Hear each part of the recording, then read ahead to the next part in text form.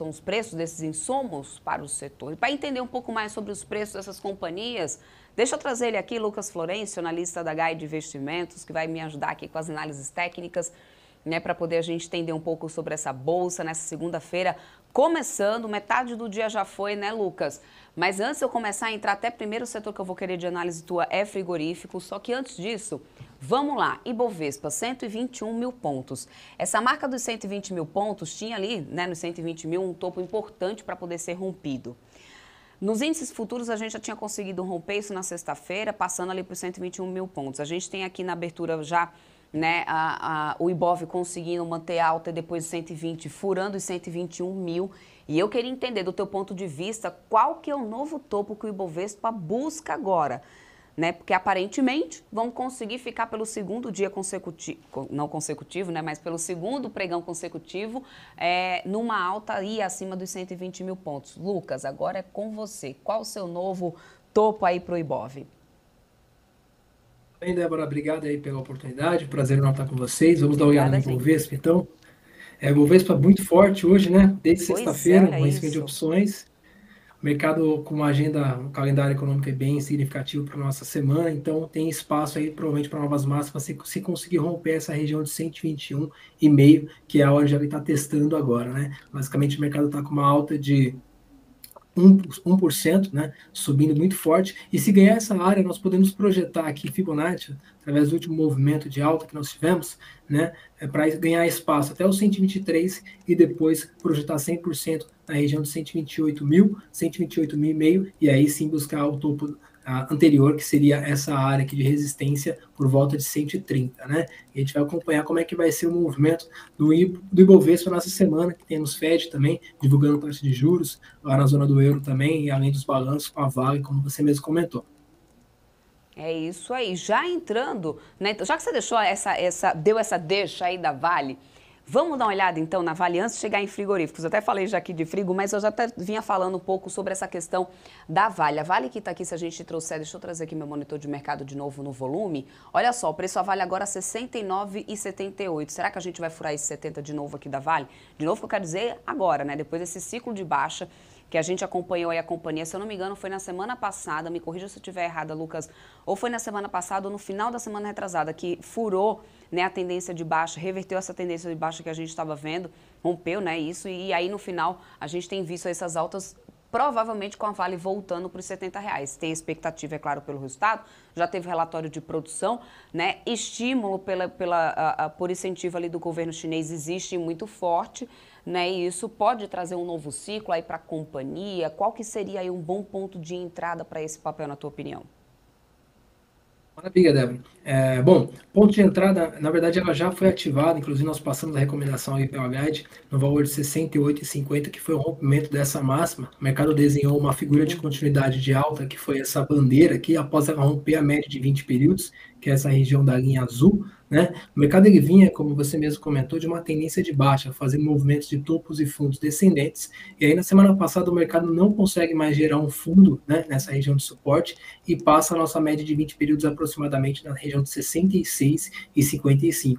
E aí deixou um movimento de descanso na média de 20 períodos, e agora abriu aí a possibilidade de buscar a faixa de 70,5, e se ganhar essa região de topo anterior, tem espaço sim para fechar o gap aqui em 72,5 e depois podendo buscar até a faixa de 75, 76, né? Se tiver impulso aí por parte da Ásia, né, como você mesmo comentou. Agora, ponto de entrada pelo gráfico diário ficou um pouquinho esticado. Qualquer pessoa que faça a entrada na vaga aí no fechamento do dia, por exemplo, na sua máxima, teria que deixar a proteção abaixo da região de 66,90, né? Mas já estaria comprando um pouquinho mais esticado desse movimento que entrou aí hoje, né? Junto com o Ibovespa, basicamente foi a que levantou o índice. Eu acho que ajuda bastante pelo peso dela no nosso índice, né?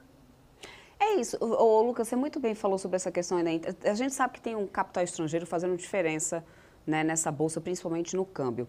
Mas sabe qual que é a minha pergunta agora aqui para você? E o que você tem achado do volume? A gente falou sobre o Ibovespa, se você te perguntar sobre isso, porque o volume tem chamado a atenção que está bem mais baixo, né? Exato, exato. O volume financeiro do Ibovespa, se a gente comparar com o passado, está muito reduzido, né? O mercado esse ano aí realmente está uma liquidez diferenciada. O que tem ajudado aí, principalmente nas últimas semanas, exceto semana passada, que foi uma semana um pouco mais tranquila, realmente é o macro, né, a parte de notícia aí que tem feito preço, e agora a gente espera com os balanços dessa semana. Mas o volume realmente está muito reduzido, e a gente tem sentido bastante aí esse impacto. E principalmente o volume ajuda, né, na hora de dar continuidade à tendência, romper resistência, como estamos agora no Ibovespa, nessa região de 121. Vamos torcer para que a gente esteja errado em relação ao volume e o mercado consiga ganhar essa massa, né? Até porque o dinheiro inteligente trabalha aí enquanto a gente dorme, né? Então a gente tem que acompanhar o preço e ver se o mercado nos dá ponto de entrada. Boa, boa. Vamos falar sobre esse setor de frigoríficos? Eu deixei o setor inteiro aqui. Aí nesse setor de frigoríficos, na verdade, vai ser o seguinte, Lucas, eu quero entender se você gosta de algum papel do setor, você tem acompanhado ou não, qual que seria o teu call aí em relação a frigo? A gente sabe que é um setor que vem enfrentando uma onda aí de notícias não tão positivas. Tem essa questão da gripe aviária, tem a questão do câmbio, que acaba atrelando bastante volatilidade no setor, que elas são mais ligadas às exportações. Agora, essa questão aí do preço, né, aí dos insumos, com esse bombardeio que houve lá na Ucrânia, não é um problema de agora, a gente já tem visto esse setor sofrendo bastante com isso desde lá de trás, né, ou seja, aí hoje teve isso novamente que traz essa queda em bloco, mas qual que é a tua... nas notícias eu trago isso de um lado, do outro, na análise gráfica, o que você acompanha, né, diante de um dia como esse, o que você diria de call aí para o pessoal que está acompanhando essa queda em bloco de frigoríficos? Maravilha. Débora, aqui na Frig, nós podemos observar que o mercado realmente está muito pesado, né, nos últimos tempos. Aí, o mercado veio de uma tendência de baixa, estou no gráfico semanal, o mercado ele respeita a média de 20 períodos, que é essa média azul, né, e ele passou a minha principal média, que é essa linha vermelha aqui, que é a média de 200 períodos. Quando o mercado está com sentimento comprador, tendência de alta, ele se mantém acima da média de 200 períodos, né, então são bons pontos aí para a gente buscar compra. Mas também podemos observar quando o mercado está muito sobrevendido, né, e aí ele começou a dar um sinal de realmente enfraquecendo essa queda, né? E aí nas últimas semanas ele conseguiu passar a média de 20 períodos por volta de 6,80 e agora faz um descanso aqui na média de 20 no gráfico semanal. Então, ele faz um movimento de alta, né? Buscando a faixa de 7,77, 7,80, descansa agora novamente em 6,87. Realmente tem essa parte que impacta, né?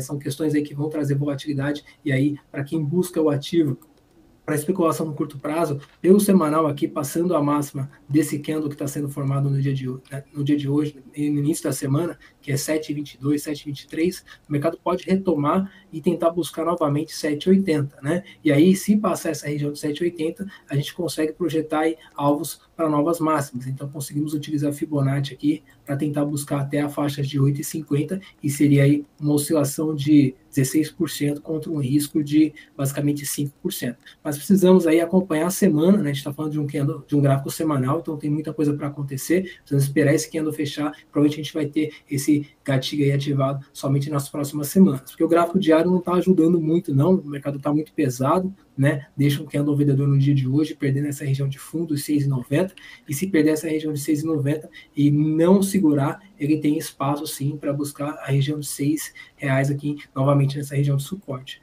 Agora, a BIF é um ativo que também está abaixo das médias no gráfico diário, né? Então eu gosto de utilizar o gráfico semanal, e o gráfico semanal chega numa região das médias, então começa a acumular força, né? Ficar em dúvida aí se o mercado vai continuar essas quedas, né? E se perder a região aqui de 9,40, eu vejo espaço para o mercado buscar R$8, tá? E aí, para quem busca venda, dá para buscar o próprio gráfico diário, né? O mercado faz um movimento corretivo, inclusive aqui no gráfico diário, ativou uma venda perdendo a região de 9,75 para quem busca a especulação no curto prazo e tem alvos para tentar aí um risco-retorno de 3:1 para buscar 8,60, né? Mas a gente está falando de operações vendidas, né? Onde tem que tomar BTC, aluguel do ativo, e tem que conhecer um pouco mais sobre a alavancagem aí para fazer esse tipo de operação, né? Até por conta de ser um ativo um pouco mais sujeito a essas questões externas.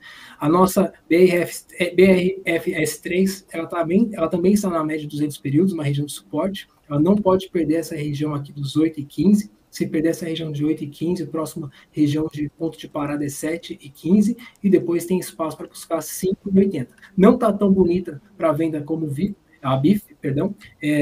Já no gráfico semanal, nós estamos acima da média de 20 períodos, né? O mercado fez um movimento comprador, conseguiu romper essa região de topo anterior, deixa um topo novo, e agora, descansando na região de 7,76, podemos nas próximas semanas, de repente, observar também um movimento de retomada aí, e querendo fazer talvez um topo novo, se assim segurar essa região de 7,70, né? A única que está dando um sinal aí, confirmando esse pessimismo aí em relação ao cenário, é mais a BIF3 aí pelo gráfico diário, as outras pelo gráfico semanal, tem um movimento de descanso por ter rompido já a média de 20 períodos, e essa média é uma média importante porque o preço segue muito ela, né? Se a gente observar as tendências de longo prazo, o preço ele estava respeitando a média na tendência de baixa, e agora é o primeiro sinal que ele rompe essa média de 20 períodos, distante da minha média de 200 períodos, que funciona como um eixo central aí para o gráfico, né? O mercado não se afasta muito das médias, ele tende a voltar para as médias. Então é natural que o mercado faça esse movimento e tente fazer a retomada ou fique no movimento lateral aí nas próximas semanas, tá? Mas assim, um setor um pouco mais delicado, demanda aí um pouco mais de agilidade em questão de gestão de risco, pela volatilidade. Então, para capital de giro de curto prazo, acho que faz sentido se tiver algumas oportunidades para alavancar um pouquinho da sua carteira, mas assim, obviamente, tem que levar em consideração essa parte de gestão de risco. Excelente análise, Lucas. Mudando um pouquinho agora, olha, a gente tem hoje aqui IRB com a forte queda, 12,12% de queda hoje para o papel. A gente teve já recomendações de algumas casas sendo alteradas. Citi, inclusive, trouxe uma recomendação de venda com alto risco para a IRB. Preço-alvo a R$ 25,00. O papel está aqui a R$ 43,27, ou seja, ainda tem muito aí para poder corrigir esse preço aí de IRB para o Citi, pelo menos. O banco avalia que os dados mensais fracos da empresa para maio, com prejuízo líquido de 10 milhões, trazem de volta as preocupações com a suficiência de capital e reforçam a preferência da casa de permanecer à margem até que se tenha, né, uma tendência realmente positiva e consistente. O interessante é que se a gente fizer a comparação, viu, aí vale a minha observação apenas aqui, né, como analista, sou ótima jornalista, houve uma grande redução desse prejuízo. Ainda assim, tem forte prejuízo na companhia, mas na comparação TRI contra TRI, já reduziu bastante, porém, existe muita cautela ainda no mercado em relação à IRB. Hoje, inclusive, caindo já 12,12% depois da divulgação desse resultado. E aí, na tua visão, na tua análise gráfica, Lucas, é R$12 realmente esse papel? Acho que foi R$12 que eu trouxe aqui, né? Esse preço-alvo de Citi. Deixa eu até trazer aqui para não falar bobagem aqui. R$25, desculpa. Preço-alvo de R$25. O papel está agora aqui a R$43,27. E aí, qual que é o teu preço, Lucas? Então, a IRBR3, realmente ela abriu hoje com gap de queda, né? Por conta dessa notícia, tá com uma forte queda aí de 12%, tá? E perde a nossa média de 20 períodos, que ela estava respeitando essa tendência de alta desde ali do início de 2023, né? A gente teve ali mais ou menos em fevereiro de 2023, no finalzinho de fevereiro de 2023, o mercado sobe muito, alcançando aí quase 200% de alta, né? E faz aí um movimento esticado da minha média de 200 períodos. Então, esse movimento vendedor que acontece no dia de hoje, né? Fechando principalmente na sua mínima, né? Aí valida sim a possibilidade de vir buscar novas mínimas. Eu vejo um ponto de parada, né, na região de 29,80 se o mercado perder a mínima de hoje, tá? E se o mercado, de preferência, deixar um candle vendedor da sua máxima até a sua mínima, sem essa rejeição aqui, ó, no seu corpo. Por quê? Essa rejeição mostra, sim, um fluxo de realização, provavelmente por conta do leilão, né? E o mercado, ao ativar o rompimento dessa mínima amanhã, por exemplo, abre possibilidade do mercado perder força e fazer um pullback até a região da média de 20 períodos em 47 novamente, né? E aí, para quem busca esse viés vendedor, dependendo da forma que acontecer esse pullback, dá para tentar pegar o movimento até 29, né? Nós temos uma região de fundo aqui, ó, que é importante também, que é essa área dos 42,20 até mais ou menos 39. Essa região é responsável pelo qual o mercado está fazendo essa realização, tá? Que é um fundo anterior onde o mercado segurou aqui próximo da média de 20 períodos e conseguiu conquistar esse topo novo próximo de 55. Se o mercado fechar do jeito que eu comentei, uma barra muito sólida vendedora a favor do sentimento aí da sua abertura, abre probabilidade do mercado tentar ganhar essa mínima e perder e buscar 29. Isso pelo gráfico diário. O semanal, nós também temos espaço aqui para a região de 35, 34, que é muito próximo ali da região da média 200 do gráfico diário, e aí o mercado está fazendo uma correção, né? O mercado ele sobe, muito saudável e, por enquanto, abre correção aí até essa região da média de 20 períodos. Média essa, como eu gosto de enfatizar, que o mercado segura muito, tanto na tendência de baixa, fazendo topos e fundos descendentes, como também tendências de altas. Então, esse gatilho de venda aí, e respaldado por esse cenário aí, também ajuda a gente a observar pelo gráfico as médias, onde tem um ponto de parada aí por volta de 29. Esse seria meu ponto para você, tá, Débora? Perfeito. Agora, para a gente ir encerrando aqui nas nossas análises, esse início da tarde aqui, Lucas, JP Morgan elevou o preço-alvo de MRV de R$ 13 para R$ 16, mantendo recomendação de compra. As ações da empresa mantêm essa atratividade, mesmo após a valorização de 80% no ano, né, segundo o banco, com boas perspectivas operacionais depois do resultado do segundo trimestre. Existe também uma boa perspectiva para o setor, principalmente aquelas empresas que são mais voltadas ali para um público C&D, por causa da questão dos programas governamentais que acabam valorizando e que esses papéis já surfaram bastante na onda dessa notícia. MRV hoje está subindo bem aqui, 2,33%, o papel está 14,07%. Nesse setor de construção, tem algum gráfico que você olha com mais carinho por aí? Tem algum call interessante de ponto de entrada? MRV ainda dá para poder aproveitar ou já está começando a esticar esse papel aí na tua opinião? Então, MRV, no gráfico semanal também está um pouquinho esticado, eu concordo com você, tá? O mercado já está aí saindo bem distante da sua média, a média de 20 períodos aqui na região de 9,76, ficou para trás, passou a média de 200 períodos na região de 12,95, mas no último movimento comprador que nós temos aqui pelo gráfico diário, nós podemos projetar também um alvo de continuidade dessa tendência de alta, até mais ou menos a região de 15,80 e se passar essa região, podendo buscar 17, depois 19, tá?